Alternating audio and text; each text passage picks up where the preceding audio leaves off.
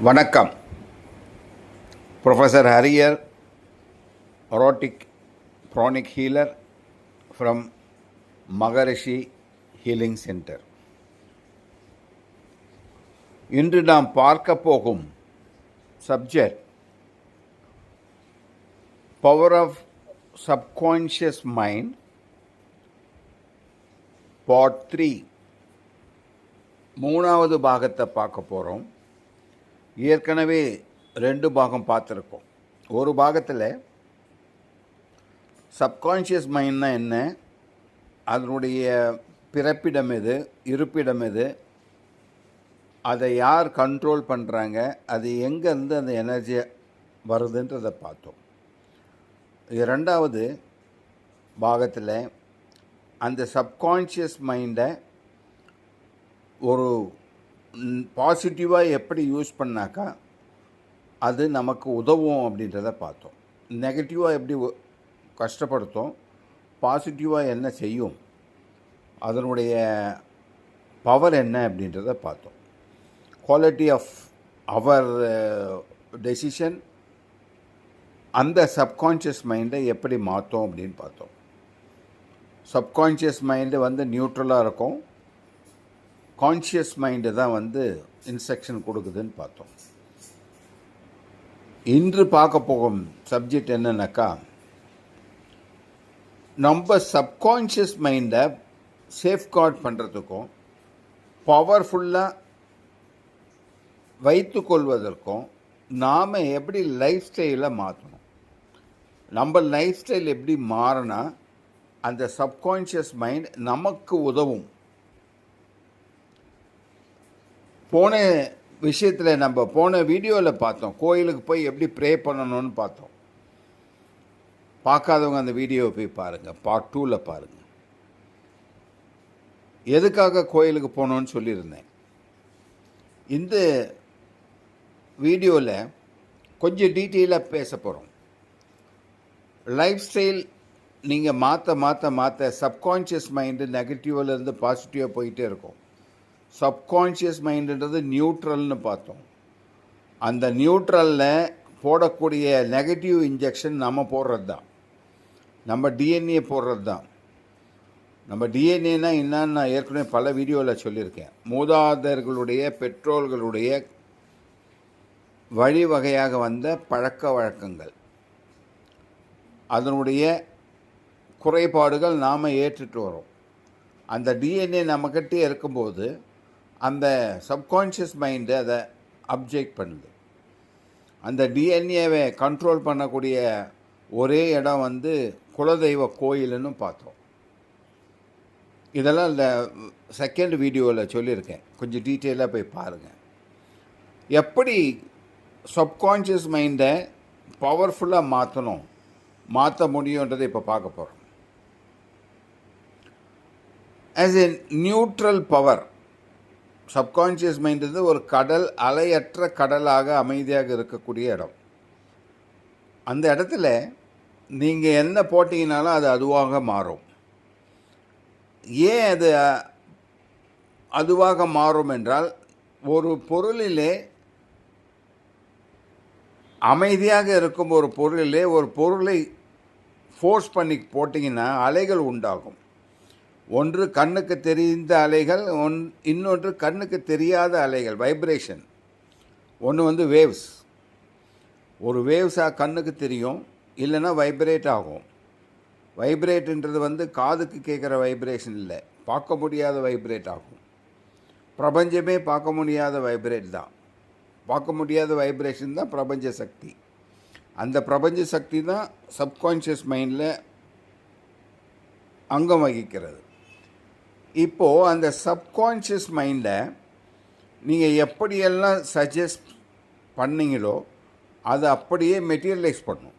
நீங்கள் சஜெஷன் கொடுக்க அதை மெட்டீரியலைஸ் பண்ணணும். நீங்கள் நெகட்டிவாக சஜெஷன் கொடுத்தா நெகட்டிவாக மெட்டீரியலைஸ் பண்ணணும், பாசிட்டிவாக சஜெஷன் கொடுத்தா பாசிட்டிவாக மெட்டீரியலைஸ் பண்ணணும். ஒரு ஒரு 3-4 விஷயங்களை நான் உங்களுக்கு சொல்ல போகிறேன். How to keep the subconscious mind powerful and how to safeguard from the negative environment. இதுதான் இந்த வீடியோ. ஒன்றுமே இல்லை. நீங்கள் என்ன பண்ணணுன்னா, சப்கான்ஷியஸ் மைண்டில் நீங்கள் போகக்கூடிய இடத்தை கண்டுபிடிச்சிடணும். உங்கள் சப்கான்ஷியஸ் மைண்ட் எங்கே? முதல்ல சப்கான்ஷியஸ் மைண்டை நீங்கள் முதல்ல கண்டுபிடிக்கணும். உங்கள் சப்கான்ஷியஸ் மைண்டை கண்டுபிடிக்கணும். அதுதான் நெட்டிங் த சப்கான்ஷியஸ் மைண்டுன்னு நான் வீடியோவே போட்டிருக்கேன். அது முதல் படி. உங்கள் சப்கான்ஷியஸ் மைண்டை நீங்கள் கண்டுபிடிச்சிட்டிங்கனாக்கா, உணர்ந்துட்டிங்கன்னா, கண்டுபிடிக்க முடியாது, உணர தான் முடியும். உணர்ந்துட்டிங்கனாக்கா அந்த சப்கான்ஷியஸை வைத்து என்ன ஒரு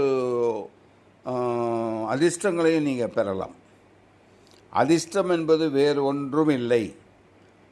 இறைவன் கொடுப்பது அதிர்ஷ்டம் இல்லை. இறைவன் எல்லாருக்குமே அதிர்ஷ்டம் கொடுத்துருக்கான். எல்லாருக்குமே எல்லாம் வேண்டியதை கொடுத்துட்டான். அதை பெறக்கூடிய, அனுபவிக்கக்கூடிய ஒரு வாய்ப்பு நாம் ஏற்படுத்த வேண்டும். உழைப்பவனுக்கு தான் உயர்வு. சும்மா இருப்பவனுக்கு உயர்வு கிடைக்காது. சும்மா இருந்தவன் திடீரென்று உயர்கிறேன் என்றால் அவன் ஏதோ ஒரு அளவுக்கு உழைத்திருப்பான். பல விதங்கள் இருக்கிறது. தெரியாமல் உழைத்திருப்பான். விஷயமே தெரியாமல் உழைச்சிருப்பான். உயர்த்தி விட்டுவிடும். இதுதான் நடக்கும். இந்த அமைப்பில் இந்த ஒரு கோட்பாடு, அந்த சப்கான்ஷியஸ் மைண்டை எவ்வளோ பவர்ஃபுல்லாக வைக்கணும். பவர்ஃபுல்லான்ற நான் யூஸ் பண்ணுற வேர்டை பாசிட்டிவாக வைக்கணும். உங்களுக்கு என்னென்ன லைஃப் ஸ்டைலை மாற்றினா அது பவர்ஃபுல்லாகும். 1, சுற்றுச்சூழ்நிலை எப்படி இருந்தாலும், அது இன்பமான சுற்றுச்சூழ்நிலையாக இருந்தாலும் துன்பமான சுற்றுச்சூழ்நிலையாக இருந்தாலும் அது உங்களை பாதிக்காமல் பார்த்துக்கொள்ளுங்கள். ஏன்னா நம்ம கான்ஷியஸ் மைண்ட் அதை அப்சார்ப் பண்ணோம். அப்சார்ப் பண்ணி அதை என்ன பண்ணணும்னா உடனே சப்கான்ஷியஸ் மைண்டுக்கு கொடுத்துரும். சப்கான்ஷியஸ் மைண்ட் அதை அப்படியே நிறைவேற்றும். அப்போது நீங்கள் சுற்றுச்சூழ்நிலை மோசமாக இருக்கும்போது அதை கிரகித்த இன்டெலிஜென்ட் மைண்ட், கான்ஷியஸ் மைண்ட், உணர்வுள்ள கான்ஷியஸ் மைண்ட் வாங்கி அப்படியே சப்கான்ஷியஸ் மைண்டுக்கு அனுப்பிச்சிடும். அப்போது சுற்றி இருக்கிற சரௌண்டிங்ஸ், அது வீடாக இருந்தாலும் சரி, வேலை செய்யும் இடமாக இருந்தாலும் சரி, ஏன் ஈவன் கோயிலாக இருந்தாலும் சரி, அதுக்கு தான் நான் முதல் வீடியோவில் சொல்லியிருப்பேன், ரொம்ப ரஷ்ஷாக இருக்கிற கோயிலுக்கு போய் பெருசாக நீங்கள் ஒன்றையும் சாதிச்சிட முடியாது அப்படின்னு. இதனால தான் அங்கே இருக்கிற வைப்ரேஷன், இறை வைப்ரேஷனை விட வந்தவங்க வைப்ரேஷன் அதிகமாக இருக்கும்போது அந்த வைப்ரேஷன் தான் உங்களை தாக்கும். இறை வைப்ரேஷன் பவர்ஃபுல். நிறையும் நீங்களும் பேசி கொண்டிருந்தாலே அது உங்களுக்கு தெரியும். அதை நடுவில் அதை தொந்தரவு பண்ணுற மாதிரி நிறைய ரஷ்ஷு இருந்ததுனாக்கா உங்களால் அந்த வைப்ரேஷனை பெற முடியாது. தேவையில்லாத வைப்ரேஷன், எப்படி நம்ம அலைகள் கிராஸ் ஆகி வருதோ, கிராஸ் டாக்குன்னு சொல்கிறோமோ, அது மாதிரி உங்களுடைய அலைகள் டிஸ்டர்ப் ஆகும், வைப்ரேஷன் டிஸ்டர்ப் ஆகும். அதனால் நீங்கள் கிடைக்கக்கூடிய பாசிட்டிவ் எனர்ஜி கிடைக்காம போகும். அதுதான் அதனுடைய விஷயங்கள். அந்த வைப்ரேஷனை நீங்கள் உள்ளே வாங்கும் பொழுது நெகட்டிவ் வைப்ரேஷனை எக்ஸிக்யூட் பண்ணக்கூடிய சூழ்நிலைக்கு தள்ளப்படுகிறது சப்கான்ஷியஸ் மைண்ட். அப்போது ஃபஸ்ட்டு நெகட்டிவ் பாயிண்ட்ஸ் நீங்களாக உருவாக்கினாலும் சரி, வெளியிலிருந்து வாங்கினாலும் சரி, அதை முதல்ல கட் பண்ணுங்கள். அதுதான் நான் கோயிலில் போய் அழாதீங்க, குறைய சொல்லி அழாதீங்கன்னு அதுக்கு தான் சொன்னேன். குறைய சொல்லி அழுதிங்கன்னா உங்கள் சப்கான்ஷியஸ் மைண்டும் சேர்ந்து அழும், அந்த குறைகளையே டெவலப் பண்ணிட்டு போயிட்டே இருக்கும். இறை சக்தியை வாங்கிறதுக்கு அது எம்டியாக தன்னை வச்சுக்காது. இறை கொடுக்குற ஆசீர்வாதத்தை வாங்கிறதுக்கு அது எம்டியாக வச்சுக்காது. அதிலே 1000 குப்பையை போட்டுட்டிங்கனாக்கா அதுவே கரப்டாக இருக்கும். ஏற்கனவே இறை சக்தியோடு பேசவே முடியாது. இறை சக்தி என்ன சொல்லுதுன்னு அதை ரெகக்னைஸே பண்ண முடியாது. ஒரு மனிதனுக்கு ஆழ்மனதிலே வரும் உத்தரவு தான் இறை உத்தரவு. அது நிறைய பேர் அதை ஃபாலோ பண்ண மாட்டாங்க. கான்ஷியஸ் மைண்ட் என்ன சொல்லுதோ அதை செஞ்சுட்டு போயிடுவாங்க. அது வெற்றியாகவும் மாறலாம், துன்பமாகவும் மாறலாம், இல்லை அது 50-50 இருக்கலாம். அதில் லாஸ் ஆகலாம், லாபம் கிடைக்கலாம், அதனால் பல விரோதங்கள் வரலாம், எல்லாமே நடக்கும். ஆனால் சப்கான்ஷியஸ் மைண்ட்லேருந்து நீங்கள் எடுக்கிற டெசிஷன் உங்களை பாதுகாப்பாக அழைத்து சொல்லும். அப்போது முதல்ல நெகட்டிவ் ஃபீடிங்கை நிறுத்திடணும். நெகட்டிவ் ஃபீடிங்கிறது எல்லாமே அதில் அடங்கும். நெகட்டிவ் ஃபீலிங்கு எதுன்னு நம்ம பிரிக்கவே முடியாது. உங்கள் நெகட்டிவ் ஃபீலிங் நீங்களே உருவாக்குறதே 90% அதுதான் ஆக்கிரமித்திருக்கும். கோபம், வெறுப்பு, பயம், பொச்சரிப்பு, பொறாமை, அதிகாரம், ஆணவம், இதெல்லாம் நெகட்டிவ் லிஸ்ட்டில் தான் சேரும்.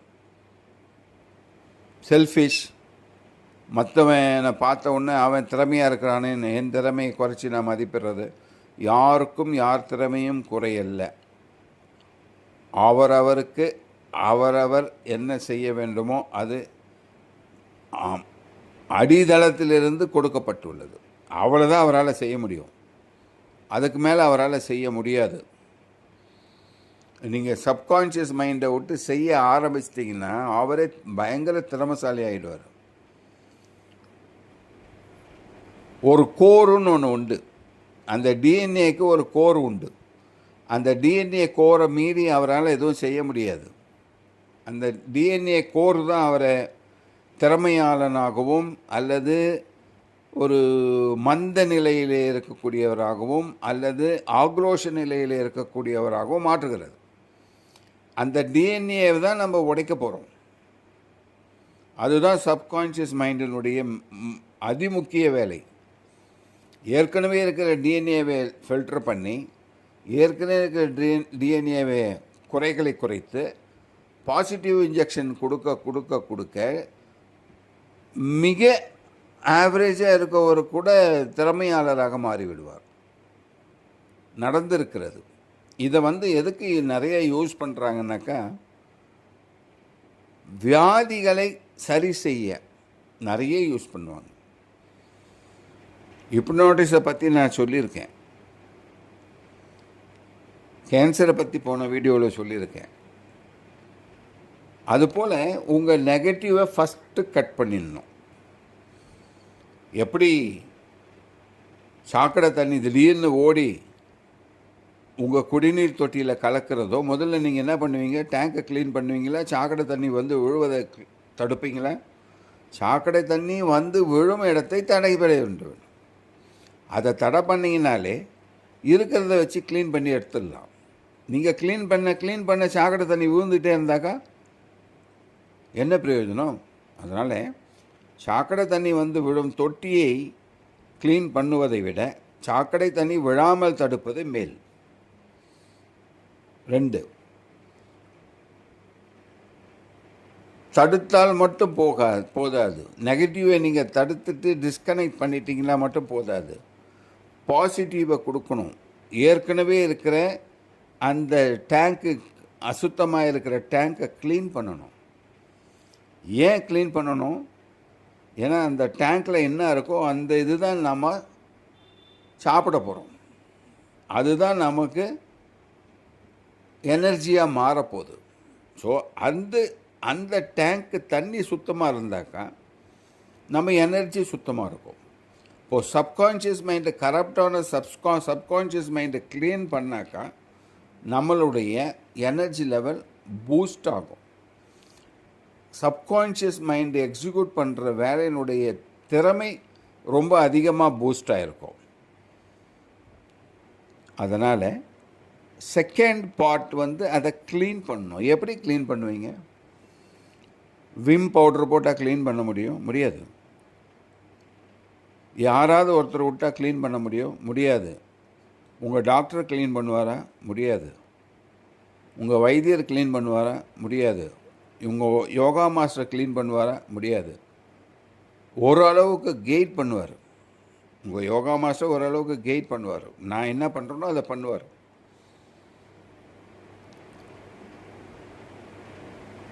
எப்படி க்ளீன் பண்ணுன்றது தான் மூணாவது. முதல்ல சப்கான்ஷியஸ் மைண்டை கண்டுபிடிச்சிங்கனாக்கா, உணர்ந்தீங்கன்னாக்கா, அந்த சப்கான்ஷியஸ் மைண்டை அமைதியாக பாருங்க,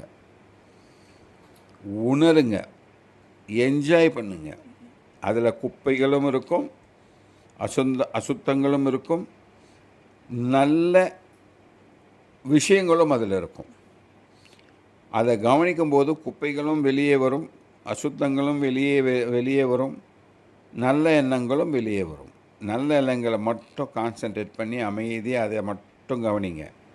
அதை கவனிக்கிறதுக்கு என்ன பண்ணணும் தெரியுமா? உங்கள் மூச்சு பயிற்சியில் கவனம் செலுத்துங்க.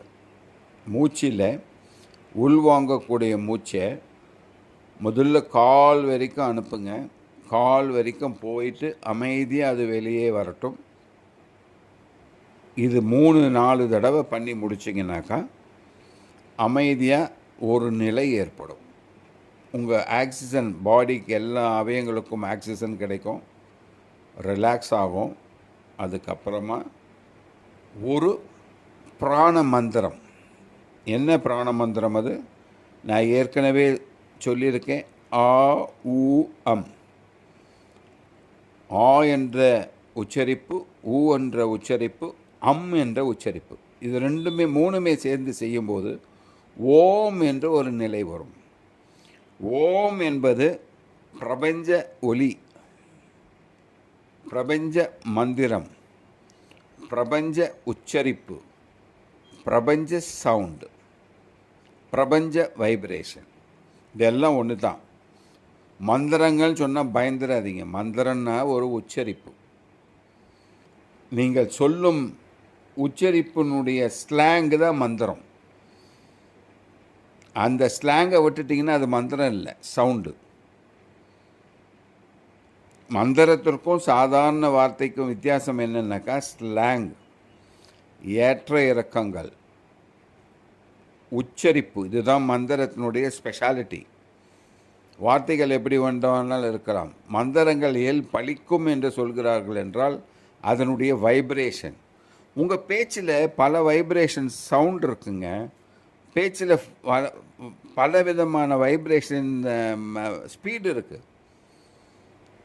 அது வைப்ரேட் ஆகக்கூடிய ஸ்பீடு தான் கணக்கு. உங்கள் ஹார்ட் பீட்டிங் போகிற மாதிரி, இசிஜியில் போகிற மாதிரி உங்கள் சவுண்டும் ஏற்ற இறக்கங்களோடு போகும். அந்த பிஜிஎம், அந்த சவுண்டு தான், அந்த ஏற்ற இறக்கங்கள் தான் முக்கியம்.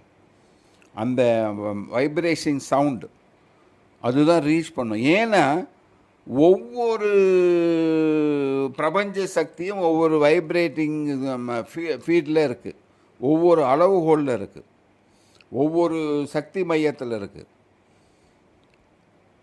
நாம் மூணு நோக்கி என்னுடைய சக்தியை செலுத்த வேண்டும்னா அதுக்கு ஒரு வைப்ரேஷன் ஸ்பீடு இருக்குது. சூரியனை நோக்கி போகணுன்னா அதுக்கு ஒரு வைப்ரேஷன் ஸ்பீடு இருக்குது.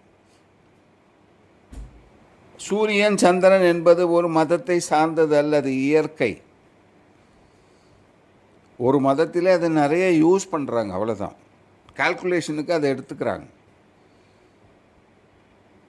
அந்த வைப்ரேஷனை நீங்கள் கொடுங்க. அதுதான் ஆவூம் சவுண்டு. நான் அந்த ஆவூம் சவுண்டை நான் உங்களுக்கு பின்னாடி போடுவேன். அதை பார்த்துட்டு நீங்கள் செய்யலாம். அதை டீட்டெயிலாக கொடுத்துருக்கேன். நான்காவது,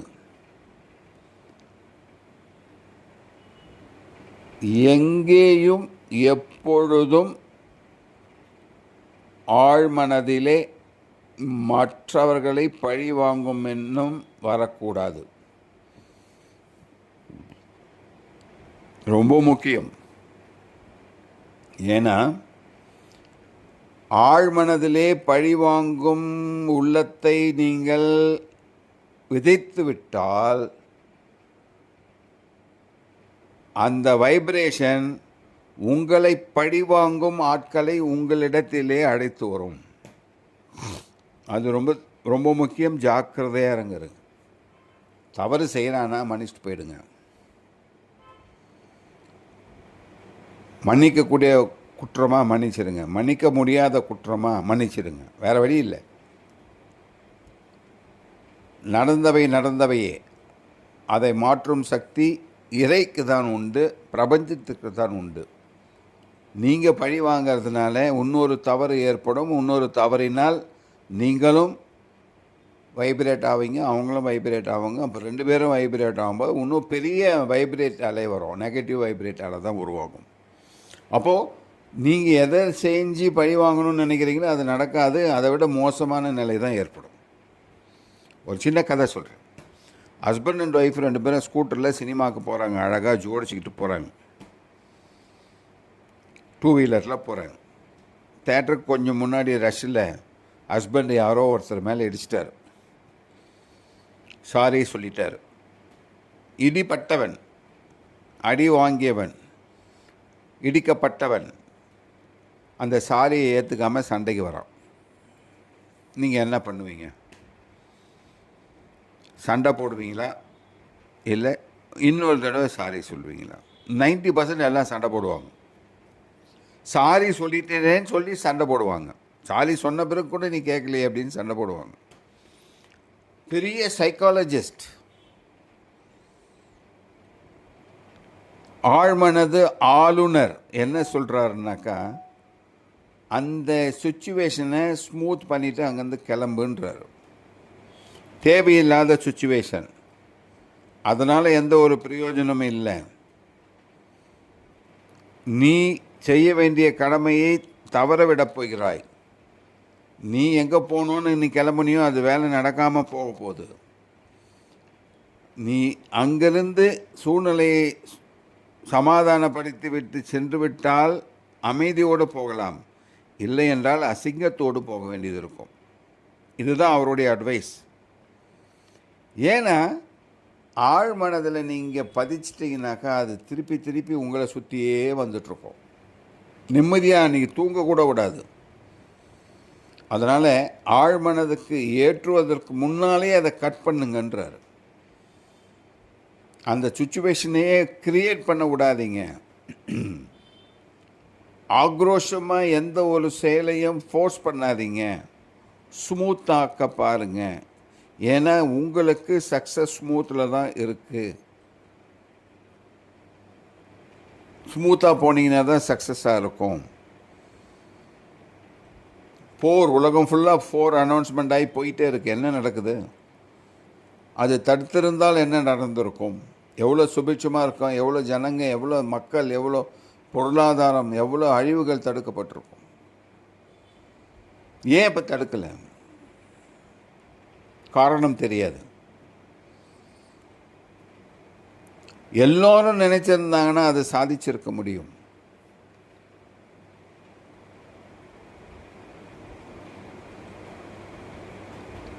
இந்த பாசிட்டிவ் எனர்ஜியை நீங்கள் ஹோல்ட் பண்ண உங்களை சுற்றி பாசிட்டிவ் சர்க்கிள் உருவாகும். உங்கள் ஆரா ஃபுல்லாக பாசிட்டிவாக மாறும். உங்கள் ஆரா ஃபுல்லாக பாசிட்டிவாக மாறினவுடனே உங்கள் சப்கான்ஷியஸ் மைண்டுக்கு வந்து ஆஹா எனக்கு பூஸ்ட் கொடுத்துட்டாங்க, ஹார்லிக்ஸ் கொடுத்துட்டாங்க, நல்ல விட்டமின் டேப்லெட் கொடுத்துருக்காங்க அப்படின்னு சொல்லிட்டு எனர்ஜியாக வேலை செய்யும். நீங்கள் கேட்குறதெல்லாம் எடுத்து கொடுக்கும். எப்பவுமே சொல்கிறேன், ஆறா உங்களுக்கு நல்லா இருந்தால் தான் சப்கான்ஷியஸ் மைண்ட் நல்லா இருக்கும். சப்கான்ஷியஸ் மைண்ட் நல்லா இருந்தால் தான் நீங்கள் எதிர்பார்க்குற வெற்றியை பெற முடியும். நீங்கள் கேட்குற ஒரு சுபிட்சத்தை கொடுக்கும். ஆறா வீக்காக சப்கான்ஷியஸ் மைண்ட் வீக் ஆகும். சப்கான்ஷியஸ் மைண்ட் வீக் ஆச்சுன்னா உங்கள் செயல்பாடு வீக் ஆகும், வெற்றி கேள்விக்குறியாகும். அப்போ ஆறா எப்போ கெடும்? இது மாதிரி ஃபைட் பண்ண போகும்போது இறங்கி நீங்களும் சொக்கா பிடிக்க அவரும் சொக்கா பிடிச்சாக்கா ஆறா உடைந்து விடும், சுருங்கி விடும். இதுக்கு தான் சொல்கிறது. அவர் சைக்காலஜிஸ்ட் அழகாக சொன்னார், அழகாக அப்படி போயிட்டே இரு, ஸ்மூத் பண்ணிட்டு போயிட்டே இரு. அவன் சண்டை போடுறான்னு நீ சண்டை போடாதேன்றது. அது உன்னைத்தான் பாதிக்கும். 5, நல்ல உணவை எடுங்கள். உணவு உடலுக்கு மிக அவசியம். சதவிகித உணவு உடலுக்கு மிக அவசியம். உடல் நலமாக இருந்தால்தான் ஆழ்மனது நலமாக இருக்க முடியும். உடல் சோர்வடைந்திருக்கும் போது ஆழ்மனது வேலை செய்யாது. உடல் சோர்ந்திருக்கும் போது, உடல் வலுவிழந்திருக்கும் போது ஆழ்மனது வேலை செய்யாது. ஆழ்மனக்கு எனர்ஜி வராது. உங்கள் ஆறா டிப்ளீட்டடாக இருக்கும். உங்கள் உடல் நலிந்தாலே ஆறா குறைஞ்சிரும். உங்கள் உடல் நோயுற்றிருந்தால் ஆறா எல்லாமே குறைந்து போய் சக்தி அற்றதாக இருக்கும். அப்போ ஆறா சக்தி இல்லாமல் போச்சுனாலே ஆழ்மனது காலி. அப்போது உடலை பேணி காப்பது ரொம்ப ரொம்ப ரொம்ப ரொம்ப முக்கியம். அளவான உணவு, தேவைக்கேற்ற உணவு, வயசிற்கேற்ற உணவு, உழைப்புக்கேற்ற உணவு, செலவுக்கேற்ற உணவு, உடல் செலவுக்கேற்ற உணவு, அதேபோல் தூக்கம். ஒரு மனிதன், சராசரி மனிதன், குழந்தையானது 10 மணி நேரம் தூங்கணும். வாலிபன் அட்லீஸ்ட் 8 மணி நேரம் தூங்கணும். மிடில் ஏஜ் பீப்புள் அட்லீஸ்ட் 6லேருந்து 8 மணி நேரம் தூங்கணும். அபோவ் 60 அவங்களுக்கு தூக்கம் வராது. ஏன்னா அவங்க செயல்பாடுகள் அமைதியாகிவிடும். அவங்க 6 மணி நேரம் தூங்கினாலே போதும், எனர்ஜி ஃபார்ம் ஆகிடும். ஏன்னா அவங்க எனர்ஜியை செலவு பண்ணுறது கம்மி. அந்த 60 வருஷத்தில் அவங்க பட்ட கடினமான செயல்கள் அனைத்தும் அவங்களை ஆழ்மனதை சாத்வீகமாக மாற்றியிருக்கும். ஒன்று மட்டுங்க, எங்கெல்லாம் உங்களுக்கு துன்பம் வருதோ அங்கெல்லாம் நீங்கள் சம்மட்டை அடியால் அடித்து உங்களை அது வடிவமைக்கிறது என்று அர்த்தம். முருகனாக இருந்தாலும் சரி, சிவனாக இருந்தாலும் சரி, லிங்கமாக இருந்தாலும் சரி, பெருமாளாக இருந்தாலும் சரி, சுத்தியால் எடுத்து அடித்தால்தான், கல்லை அடித்தால்தான் அது சிவலிங்கமாகவோ, முருக வடிவாகவோ, விநாயகர் வடிவாகவோ மாறும். கல் என்னை அடிக்கிறார்களே என்று அழ முடியாது. விநாயகர் என்னை அடிக்கிறார்களே என்று சபிக்க முடியாது.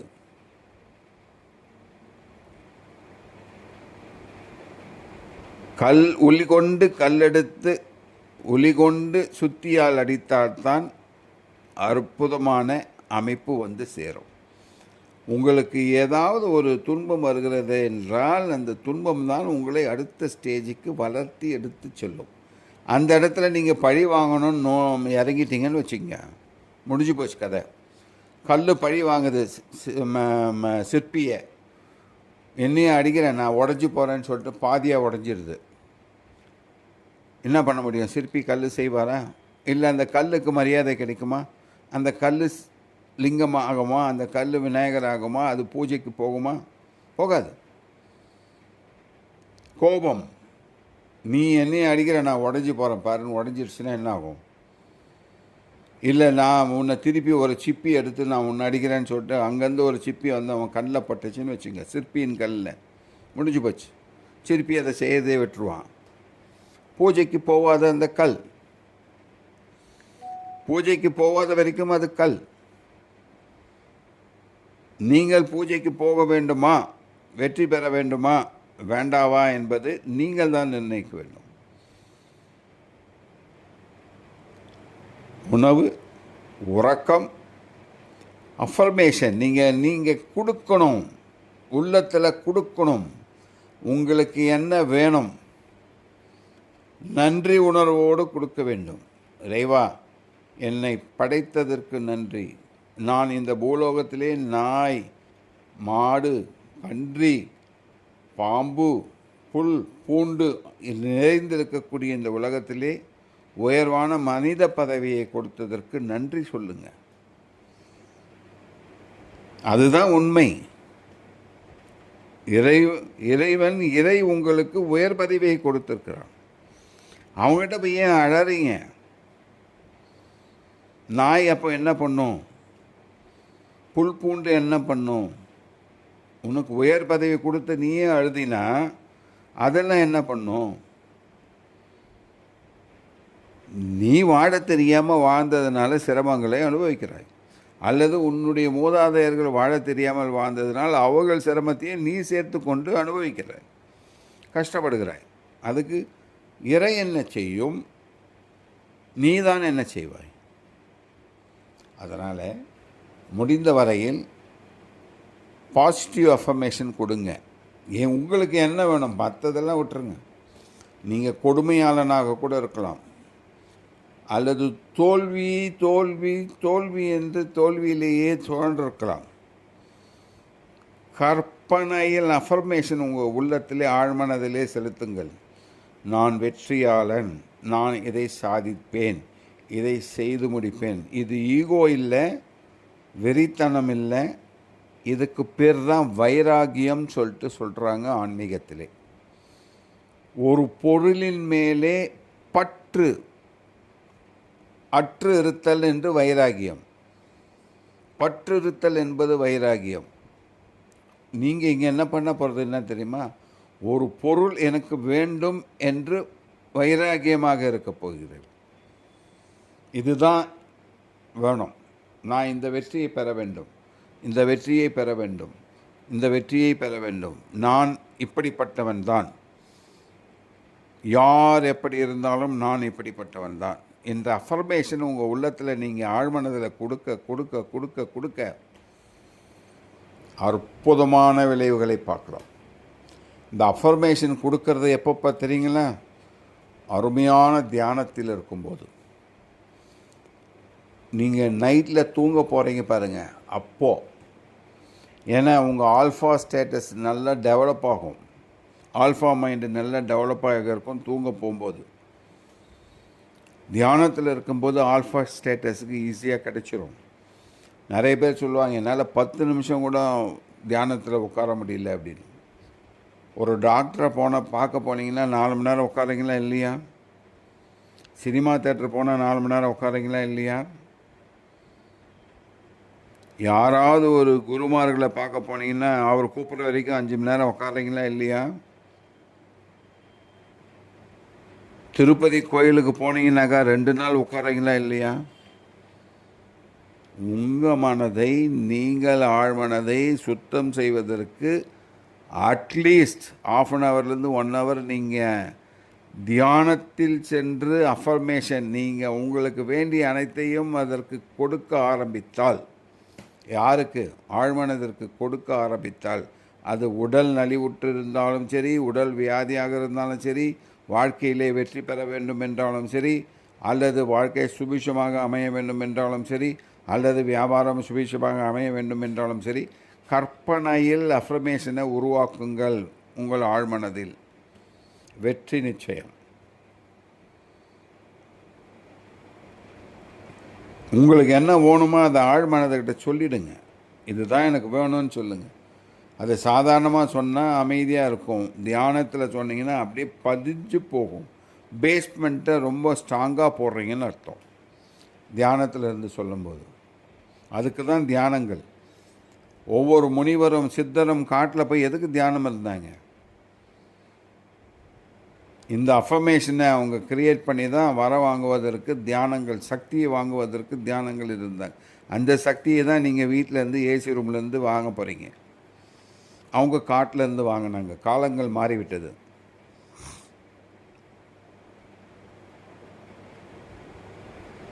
அதுதான் அஃபர்மேஷன். காட்டில் செஞ்ச தவன் தான் நீங்கள் வீட்டில் உட்காந்து அமைதியாக உட்காந்து தியானம் பண்ண போகிறீங்க. அந்த தியானத்தில் சொல்லக்கூடிய, பதிக்கக்கூடிய அனைத்து விதைகளும் ஆழ்மனதிலே வெற்றி பெறக்கூடிய விதைகள், விருட்சமாகக்கூடிய விதைகள். அதை செஞ்சிங்கனாக்கா, உங்களுடைய லைஃப் ஸ்டைலை மாற்றினீங்கனாக்கா அற்புதமான வெற்றி வாய்ப்பினை பெற முடியும். சார், மனுஷனாக வாழ்ந்தால் வெற்றியாக வாழ்து தான் சார் குறிக்கோள். யாராவது நல்ல வசதி வேணுன்றதை வேணான்னு சொல்லுவாங்களா? இல்லை நல்ல குடும்பம் அமையிறத வேணான்னு சொல்லுவாங்களா? இல்லை நல்ல ஆரோக்கியமான உடம்பு அமைய வேண்டும் என்பதை வேண்டான்னு சொல்லுவாங்களா? நம்ம சுற்றுச்சூழல் அனைத்தும் நல்லா இருக்கணும்னு சொல்லிட்டு வேண்டதை யாராவது வேண்டான்னு சொல்லுவாங்களா? இதைத்தான் செய்கிறோம். இதைத்தான் பிராணிக் ஹீலிங்கிலே மாஸ்டர் காக்ஷியூ அழகாக சொல்லியிருக்காரு. சும்மா அழகாக சொல்லியிருக்காரு. எல்லாரையும் வாழ்த்துங்க. பாசிட்டிவ் எனர்ஜியை கொடுக்குறாரு. உங்கள் ஆழ் மனதுக்கு பாசிட்டிவ் தாட்ஸை கொடுக்குறாரு. அப்போ தான் நீங்கள் பாசிட்டிவாக மாறினா உங்கள் ஆறா பெருசாகும். உங்கள் ஆறா பெருசானா உங்களுக்கு வேண்டியது அது இழுக்கும். அவ்வளோதான், சிம்பிள். இதை நீங்கள் கடைப்பிடிச்சிங்கனாக்கா அற்புதமாக உங்களுடைய வாழ்க்கையிலே வெற்றியை காணக்கூடிய ஒரு அற்புதமான ஒரு சூழ்நிலையை நீங்களே உருவாக்கலாம். எந்த குருமாரும் தேவையில்லை, எந்த ஒரு சக்திமானும் தேவையில்லை, எந்த ஆசீர்வாதமும் தேவையில்லை. பிரபஞ்ச ஆசீர்வாதத்தை நீங்களே ஆசீர்வதித்து கொள்ளலாம்.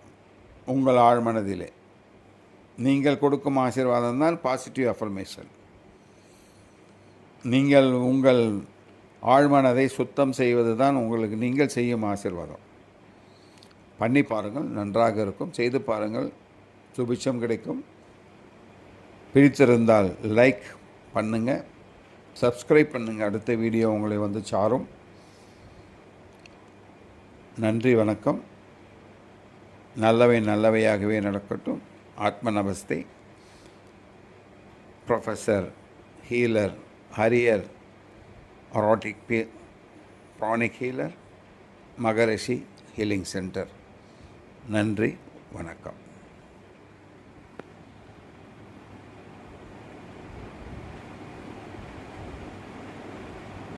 பிரபஞ்ச ஓம் சவுண்டின் ஒரு அங்கமாக இருக்கக்கூடிய ஆ உ அம். இந்த ஆ உ அம் சொல்லிக்கிட்டே இருந்தோம்னாக்கா அது ஓமாக சவுண்டு பிரதிபலிக்கும். இது பிரபஞ்ச சக்தியையும் ஆழ்மனதையும் இணைக்கக்கூடிய ஒரு அற்புதமான பாதை. இந்த சவுண்டு தான், பிரபஞ்சமே சவுண்டாக தான் இருக்குது. அந்த சவுண்டோடு நாம் இணைய போகிறோம்.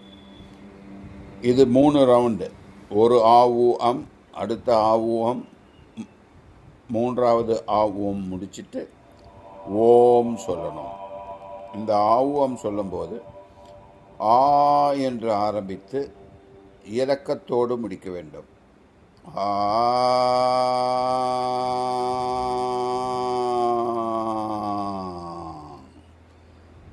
எல்லா சவுண்டையுமே ஏற்றம் கொடுத்து முடிக்கும்போது இரக்கத்தோடு முடிக்க வேண்டும். அது எப்படி என்றால், உள்மூச்சு எடுத்து சவுண்டின் மூலியமாக வெளிமூச்சை விடுகிறோம். அதுதான் ஏற்ற இறக்கம். இப்பொழுது பண்ண போகிறோம் அந்த ஆவுவம். இதை செய்யும் பொழுது ஆழ்மனது சுத்தப்படுகிறது, ஆழ்மனது எனர்ஜைஸ் ஆகிறது, ஆழ்மனது எதிர்மறை எண்ணங்களை உள்கொள்கிறது. ஆம்.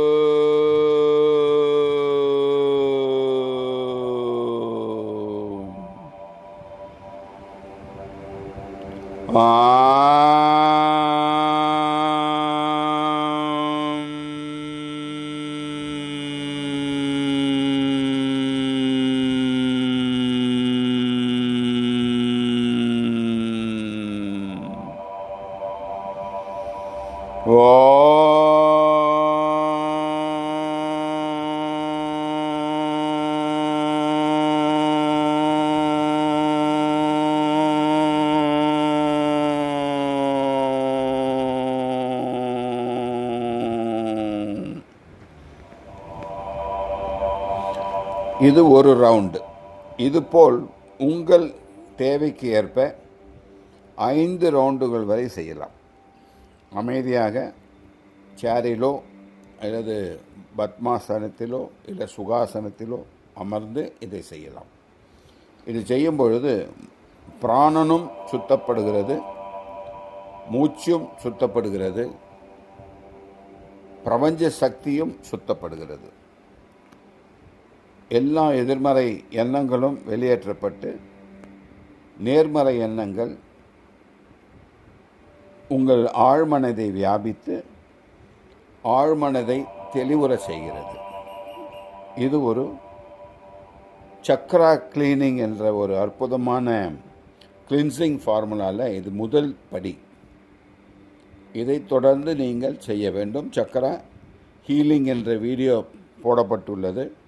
அந்த வீடியோவிலும் இதை சொல்லியிருக்கிறேன். அதை நீங்கள் ஃபாலோ பண்ணுங்கள். கீழே அதுக்கு லிங்க் கொடுத்துருக்கேன்.